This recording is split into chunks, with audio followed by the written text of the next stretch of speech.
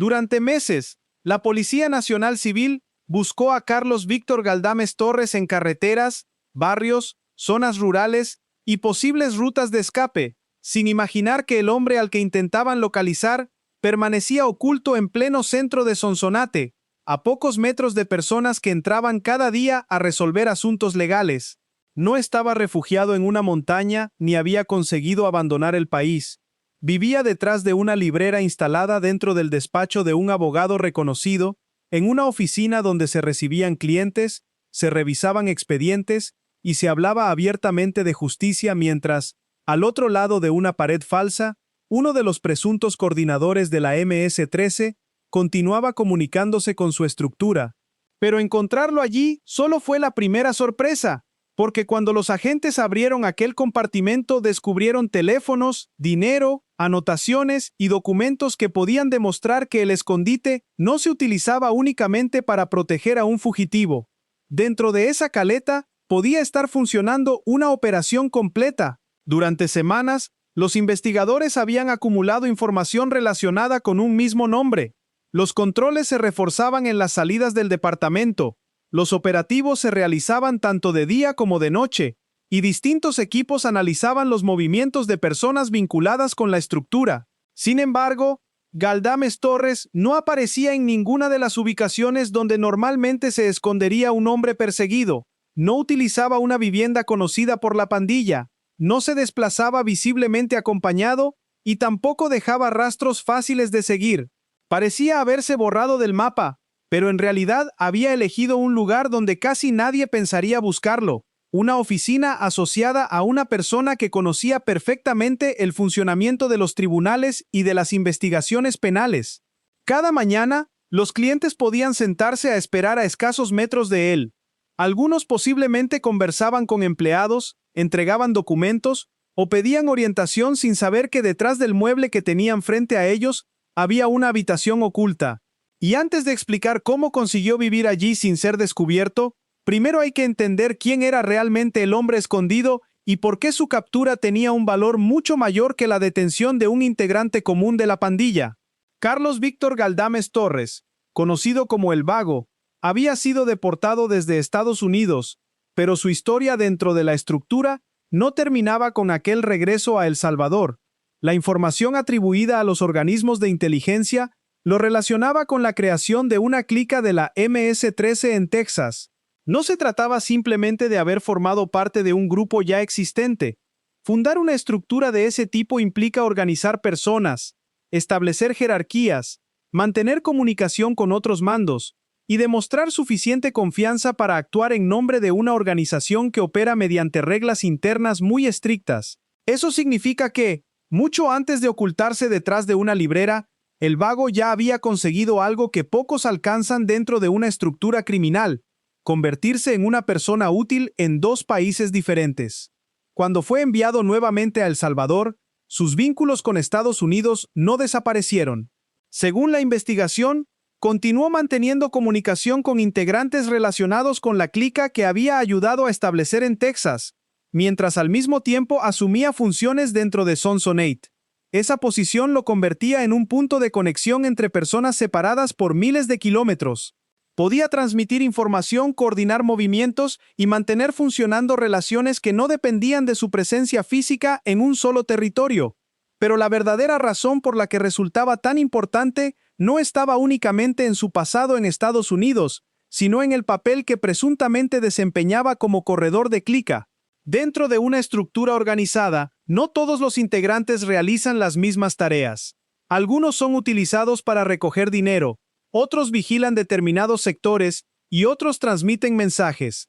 El corredor se sitúa en una posición mucho más delicada, porque puede convertirse en el enlace entre quienes se encuentran privados de libertad y quienes continúan operando en las calles.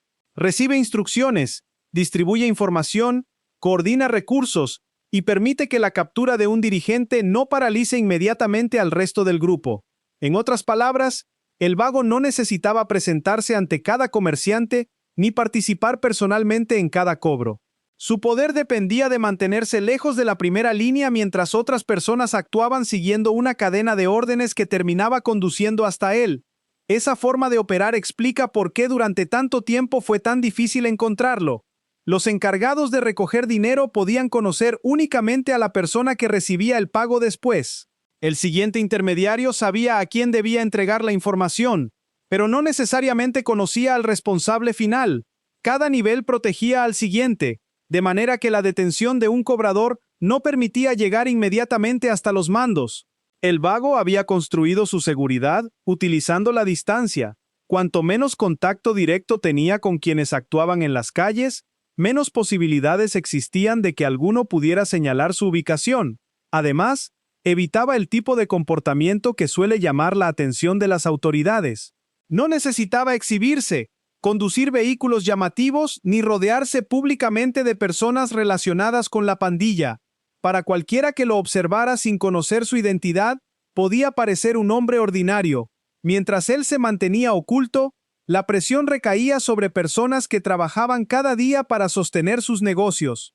Comerciantes, transportistas y propietarios de pequeñas tiendas podían verse obligados a separar parte de sus ingresos con una frecuencia establecida. El dinero no se entregaba porque existiera un acuerdo voluntario, sino porque negarse podía traer consecuencias contra el negocio o la familia. En muchos sectores, una sola advertencia era suficiente para que los demás comprendieran lo que podía ocurrir si alguien dejaba de pagar. La estructura funcionaba precisamente porque el miedo sustituía cualquier necesidad de explicar las reglas. Nadie tenía que recordar cada semana lo que podía pasar. Las víctimas ya lo sabían. Pensemos en un vendedor del mercado de Sonsonate que abre su puesto temprano, organiza su mercancía y antes de realizar la primera venta, guarda una parte del dinero en un sobre. Puede que esa semana haya tenido menos clientes, que deba pagar a un proveedor o que necesite comprar materiales para continuar trabajando. Nada de eso modifica la cantidad exigida. Cuando llega la persona encargada de recogerla, el sobre tiene que estar preparado. El cobrador se marcha sin explicar quién recibe finalmente ese dinero ni para qué se utiliza. El comerciante solo ve el último eslabón de una cadena que ha sido diseñada para ocultar a todos los que se encuentran por encima. Y en el extremo de esa cadena, según la investigación, estaba el hombre al que la policía llevaba meses buscando. Lo más inquietante es que los pagos no desaparecían después de ser recogidos. Alguien llevaba el control. Alguien registraba montos, frecuencias, negocios y movimientos con una precisión que se parecía más a la contabilidad de una empresa que a una actividad improvisada. Aquellas anotaciones terminarían convirtiéndose en una de las piezas más importantes encontradas dentro del escondite. Pero para comprender su alcance, primero hay que reconstruir cómo el vago pasó de coordinar desde la distancia a vivir encerrado detrás de una pared. El régimen de excepción y los operativos constantes fueron reduciendo gradualmente los espacios en los que podía moverse. Cada detención aportaba nuevos datos. Cada teléfono incautado abría otras líneas de investigación y cada colaborador identificado estrechaba el círculo. Las viviendas utilizadas anteriormente dejaban de ser seguras. Las rutas conocidas comenzaban a ser vigiladas y las personas dispuestas a ofrecer protección corrían un riesgo cada vez mayor. El sistema que durante años le había permitido operar sin aparecer comenzó a cerrarse sobre él, y cuando comprendió que seguir moviéndose aumentaba las posibilidades de ser detectado, tomó una decisión que parecía arriesgada, pero que también podía resultar brillante: esconderse en un lugar completamente visible. No buscó una casa abandonada ni una zona apartada. Eligió el despacho de Joaquín Rodrigo García Alvarado, conocido como El Pelón, abogado penalista y presidente de la Caja Mutual de los Abogados de El Salvador. El lugar reunía varias ventajas. La entrada y salida de personas podía justificarse por la actividad profesional.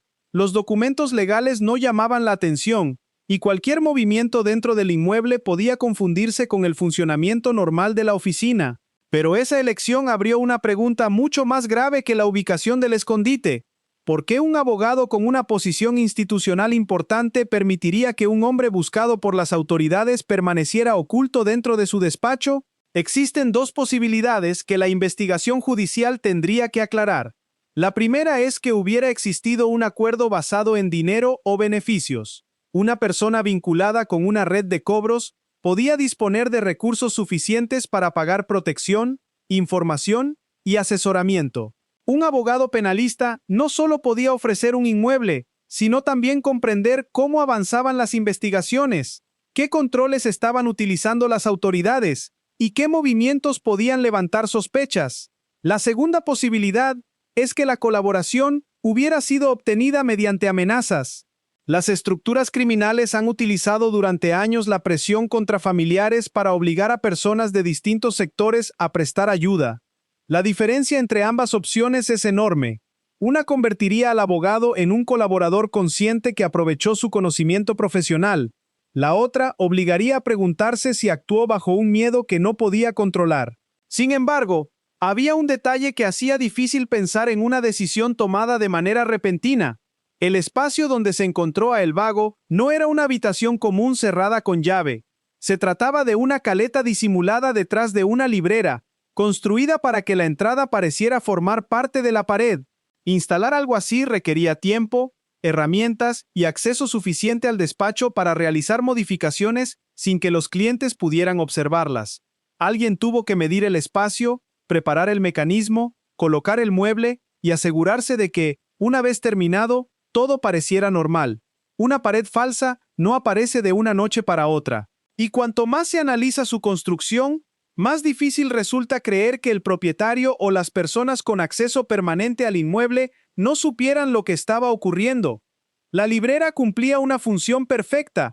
Desde la sala de espera podía verse como cualquier otro mueble cargado de códigos, carpetas y libros jurídicos. Nadie tenía motivos para intentar moverla, y ningún cliente esperaba encontrar una puerta detrás.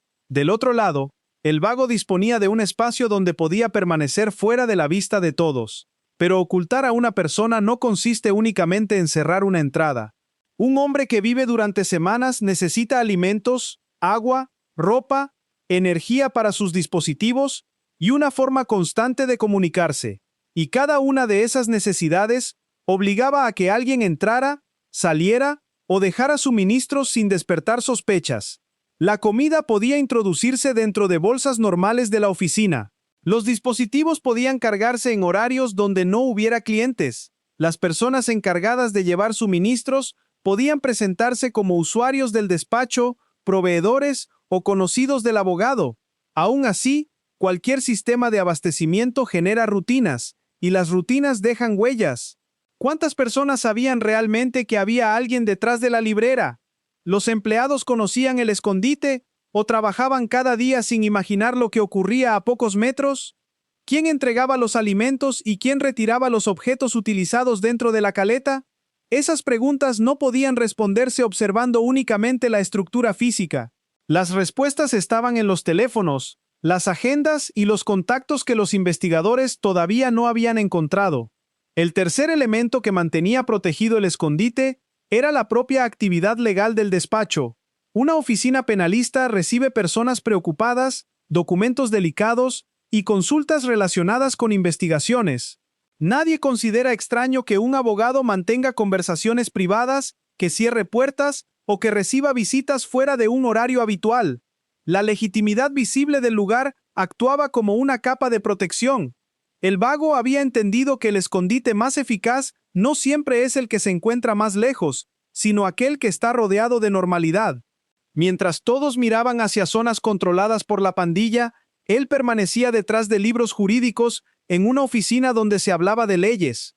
Y si cree que la construcción de la caleta fue el mayor riesgo que asumieron, todavía falta el error que terminó destruyendo toda la operación. Porque la pared podía ocultar su cuerpo, la librera podía impedir que los clientes lo vieran, y el cargo del abogado podía alejar las sospechas, pero ninguna de esas cosas podía esconder lo que el Vago necesitaba para seguir siendo útil dentro de la estructura, la señal de sus teléfonos. Mientras permaneciera escondido, el Vago podía evitar que un agente lo reconociera en la calle, pero no podía dejar de comunicarse. Ese era precisamente el problema. Un corredor que deja de transmitir información deja de ser útil para la estructura, y un hombre que había construido su posición gracias a esa capacidad difícilmente iba a renunciar a ella. Por eso continuó utilizando teléfonos. No necesitaba salir del escondite para seguir coordinando movimientos. Bastaba con mantener activos los dispositivos adecuados y conservar el contacto con quienes seguían operando fuera. Lo que probablemente nunca imaginó fue que esas mismas comunicaciones terminarían señalando con precisión el lugar donde se encontraba.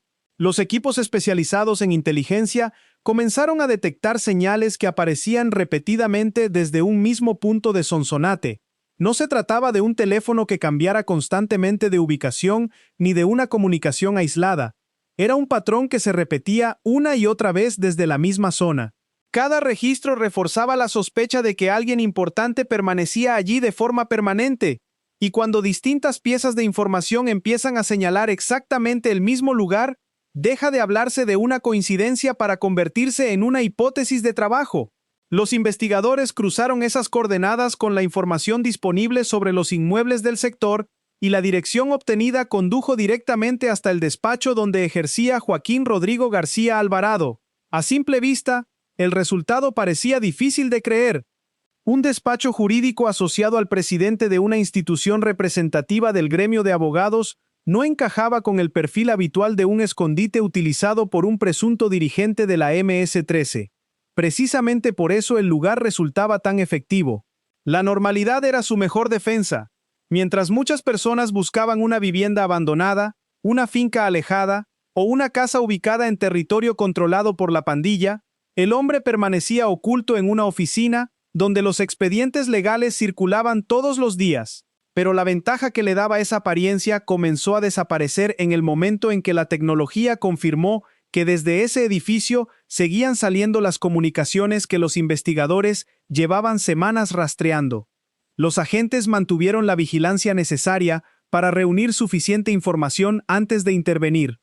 Observaron movimientos, comprobaron horarios y analizaron todo aquello que pudiera confirmar que la ubicación era correcta. Desde el exterior, nada parecía fuera de lugar. Clientes entrando y saliendo, vehículos estacionándose unos minutos, empleados desarrollando su jornada habitual. Ningún indicio visible permitía imaginar que detrás de uno de aquellos muebles permanecía oculto el hombre al que llevaban tanto tiempo buscando. Y esa aparente tranquilidad hacía todavía más sorprendente lo que ocurriría después, porque el operativo no terminaría únicamente con una captura. También abriría la puerta a una investigación mucho más amplia. El 8 de mayo de 2025, la Policía Nacional Civil llegó hasta el despacho situado en la Sexta Avenida Sur de Sonsonate. Los agentes no acudían para realizar una inspección rutinaria. Habían reunido suficientes elementos para considerar que allí podía encontrarse el vago. Registraron las instalaciones cuidadosamente hasta llegar al punto que más llamaba la atención dentro de la investigación. La librera permanecía apoyada contra la pared exactamente igual que cualquier otro mueble de oficina. Expedientes, libros y carpetas ocupaban los estantes sin revelar nada extraño. Pero cuando los agentes desplazaron aquella estructura, apareció la entrada que durante semanas había permanecido completamente oculta. El escondite existía, y dentro estaba el hombre al que llevaban meses persiguiendo. La imagen resulta difícil de olvidar. Mientras al otro lado de esa pared falsa se habían seguido atendiendo consultas legales, detrás permanecía oculto un hombre señalado por las autoridades como una pieza relevante dentro de la estructura. No fue necesario perseguirlo por montañas ni detenerlo después de una persecución espectacular. Cayó en el lugar donde probablemente se sentía más protegido. Sin embargo, la captura era solo el principio, porque localizar a el vago respondía a una pregunta, pero todo lo que apareció alrededor de él generaba muchas más. Lo primero que llamó la atención de los investigadores fueron los teléfonos y las tarjetas SIM encontradas dentro de la caleta. Aquellos dispositivos podían contener el historial de comunicaciones mantenidas durante semanas o incluso meses. Contactos, mensajes, llamadas y registros de actividad podían convertirse en una fuente de información extraordinariamente valiosa para reconstruir el funcionamiento de la red. Cada número guardado podía conducir hasta otra persona. Cada conversación podía abrir una línea nueva de investigación. Y cada comunicación registrada podía explicar cómo una estructura seguía coordinándose mientras uno de sus presuntos responsables permanecía escondido detrás de una librera. Pero no eran los únicos objetos relevantes encontrados durante el registro. También apareció dinero en efectivo cuya presencia reforzaba la hipótesis de que el escondite no servía únicamente como refugio. Mantener cantidades importantes de efectivo dentro de un compartimento oculto no suele responder a una necesidad doméstica. Para los investigadores, aquello representaba otro elemento que debía ser analizado junto con el resto de la evidencia. Aún así, había un hallazgo todavía más delicado que el dinero o los teléfonos. Un hallazgo que conectaba directamente el escondite con la actividad desarrollada fuera de esa habitación. Las agendas y libretas encontradas dentro del compartimento contenían anotaciones que, según la investigación, podían relacionarse con el control de pagos, nombres en clave y frecuencias de cobro. Si esa documentación terminaba siendo incorporada plenamente como prueba dentro del proceso, permitiría reconstruir parte del funcionamiento económico de la estructura. Cada página podía representar una historia diferente. Un pequeño negocio obligado a entregar dinero durante años. Un comerciante que había aprendido a separar una cantidad fija antes incluso de abrir su establecimiento. Un transportista que incorporaba ese pago como un gasto más de su jornada laboral porque sabía lo que ocurría cuando alguien intentaba negarse. Lo verdaderamente impactante era pensar que todas esas historias podían encontrarse resumidas en unas cuantas páginas escondidas detrás de una librera mientras las víctimas ignoraban dónde terminaban realmente sus pagos. Imagine nuevamente al vendedor del mercado que separaba el dinero cada semana antes de comenzar a trabajar. Para él, el sistema era invisible. Conocía al cobrador, pero no sabía quién tomaba las decisiones ni dónde acababan registrados aquellos pagos. Tal vez siempre pensó que el dinero desaparecía dentro de una organización imposible de seguir. Ahora imagine que, a pocos kilómetros de su puesto, existía una agenda donde figuraban códigos, cantidades y fechas relacionadas con su negocio. Ese contraste explica por qué las libretas encontradas eran mucho más que simples cuadernos. Podían convertirse en el mapa financiero de una estructura completa, y todavía quedaba otra pieza especialmente delicada. Durante el registro también apareció documentación jurídica que, según la acusación presentada posteriormente, habría servido para orientar a El Vago respecto a investigaciones, procesos y otros aspectos legales relacionados con integrantes de la misma estructura. Si esa hipótesis se confirmaba judicialmente, el papel atribuido al abogado cambiaba por completo. Ya no se trataría únicamente de haber proporcionado un escondite físico. También existiría la sospecha de que el conocimiento profesional utilizado normalmente para defender clientes dentro del marco legal hubiera servido, presuntamente, para ayudar a un fugitivo a mantenerse fuera del alcance de las autoridades. Y ese detalle convertía el caso en algo mucho más profundo que la simple localización de un hombre escondido. Transformaba el despacho en el centro de una investigación sobre la posible utilización del conocimiento jurídico como herramienta de protección para una estructura criminal. La diferencia entre ejercer legítimamente la defensa de una persona y colaborar activamente para impedir que la justicia pueda localizarla es enorme. Un abogado tiene derecho y obligación de representar a sus clientes dentro del proceso penal, cuestionar pruebas y garantizar el respeto a sus derechos. Otra cuestión completamente distinta consiste en ocultar físicamente a un fugitivo o facilitarle información destinada a evitar su captura. Precisamente sobre esa diferencia giraría buena parte del proceso judicial iniciado después del operativo. Y mientras la opinión pública intentaba comprender cómo había sido posible construir un escondite de esas características dentro de un despacho profesional, los investigadores comenzaban a analizar todo el contenido de los teléfonos, las agendas y la documentación recuperada, convencidos de que la verdadera dimensión del caso todavía estaba por descubrirse. Sin embargo, el hallazgo más importante no consistía únicamente en demostrar que el vago había permanecido escondido durante semanas. Lo verdaderamente trascendente era determinar cuántas personas hicieron posible que aquel sistema funcionara sin levantar sospechas. Porque un compartimento oculto no se mantiene operativo por sí solo. Alguien debía llevar alimentos, alguien debía suministrar agua, alguien debía garantizar que los teléfonos siguieran funcionando, y alguien tenía que asegurarse de que ningún movimiento llamara la atención de quienes acudían diariamente al despacho. Cada uno de esos pasos implicaba una decisión, y cada decisión dejaba inevitablemente algún rastro que los investigadores comenzarían a reconstruir pieza por pieza. Eso significa que la verdadera fortaleza del escondite no era la pared falsa, sino la red de apoyo que permitía que todo continuara funcionando mientras el despacho mantenía una apariencia completamente normal. Aquí aparece una pregunta que sigue resultando incómoda. ¿Cuántas personas conocían realmente la existencia de aquel compartimento?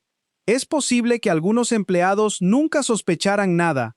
Mientras tanto, los especialistas comenzaron a analizar toda la información recuperada durante el registro. Los teléfonos podían contener mucho más que una simple lista de contactos. Cada llamada, cada mensaje y cada registro de conexión permitía reconstruir horarios, frecuencias de comunicación y relaciones entre distintas personas. En investigaciones de este tipo, un dispositivo electrónico puede convertirse en una especie de mapa cronológico, donde cada dato ayuda a completar la historia. Y si existía comunicación constante con integrantes ubicados tanto en El Salvador como en Estados Unidos, aquellas conversaciones podían explicar hasta qué punto seguía activa la conexión con la clica, que según la investigación, el vago había ayudado a fundar años atrás en Texas. Las agendas también requerían un análisis minucioso. A simple vista podían parecer simples cuadernos de notas, pero la repetición de determinados códigos, cantidades y anotaciones podía revelar patrones imposibles de detectar en una lectura superficial. Cada nombre abreviado, cada cifra y cada fecha podían corresponder a un negocio, a un territorio o a una persona determinada. Si esas anotaciones lograban relacionarse con hechos concretos, la investigación ya no estaría reconstruyendo únicamente el escondite de un hombre, sino el funcionamiento económico completo de una estructura que llevaba años afectando a comerciantes y trabajadores de Sonsonate. Esa posibilidad convertía las libretas en una pieza de enorme valor dentro del procedimiento. La acusación presentada por la Fiscalía también puso el foco sobre Joaquín Rodrigo García Alvarado. Según la hipótesis planteada por el Ministerio Público, el abogado no habría limitado su participación al simple hecho de permitir que una persona permaneciera oculta en su despacho. Los cargos formulados incluían delitos relacionados con agrupaciones ilícitas y encubrimiento, además de señalar una presunta colaboración con la estructura. Naturalmente, esas acusaciones tendrían que ser demostradas durante el proceso judicial y correspondería a los tribunales determinar el grado de responsabilidad de cada uno de los implicados. Pero el simple hecho de que el presidente de una institución representativa del gremio de abogados apareciera vinculado a un caso de estas características ya suponía un impacto enorme para la opinión pública. Tras el operativo, ambos fueron puestos a disposición de los tribunales especializados contra el crimen organizado y se decretó prisión preventiva mientras avanzaba el procedimiento. Paralelamente, la Caja Mutual de los Abogados de El Salvador anunció medidas relacionadas con la situación institucional provocada por la detención de quien hasta ese momento ocupaba la presidencia. La organización comunicó su desvinculación de las actuaciones atribuidas personalmente a García Alvarado y procedió a cubrir el cargo mediante los mecanismos previstos en su normativa interna. También resulta inevitable pensar en quienes acudieron alguna vez a ese despacho buscando ayuda jurídica, personas que entraron, esperaron su turno y mantuvieron conversaciones completamente normales sin sospechar que, al otro lado de la pared, permanecía oculto un hombre buscado por las autoridades. La imagen resulta especialmente inquietante porque rompe por completo la idea tradicional que cualquiera tendría sobre un lugar destinado a prestar asesoramiento legal, pero incluso después de la captura, quedaban preguntas abiertas. ¿Hasta dónde llegaba realmente la red de apoyo que permitió mantener operativo aquel escondite? ¿Quién construyó la caleta? ¿Quién facilitó los materiales? ¿Cuántas personas participaron en el suministro? ¿Existían otros lugares similares preparados para ocultar a integrantes de la estructura? Los teléfonos y las agendas podían responder parte de esas preguntas, pero también podían abrir otras completamente nuevas. Y precisamente ahí reside uno de los aspectos más importantes de este caso. El operativo no representaba el final de la investigación, sino el comienzo de una etapa destinada a reconstruir todo lo que había permanecido oculto detrás de aquella librera durante tanto tiempo. Durante años, el vago había construido su poder alrededor de una idea muy sencilla: mantenerse comunicado sin dejarse ver. Mientras conseguía mover información entre distintas personas, seguir conectado con la estructura y permanecer físicamente fuera del alcance de las autoridades, seguía siendo una pieza valiosa. Todo aquello desapareció en el momento en que salió esposado de detrás de aquella librera. La misma estrategia que le permitió mantenerse oculto terminó convirtiéndose en su mayor debilidad.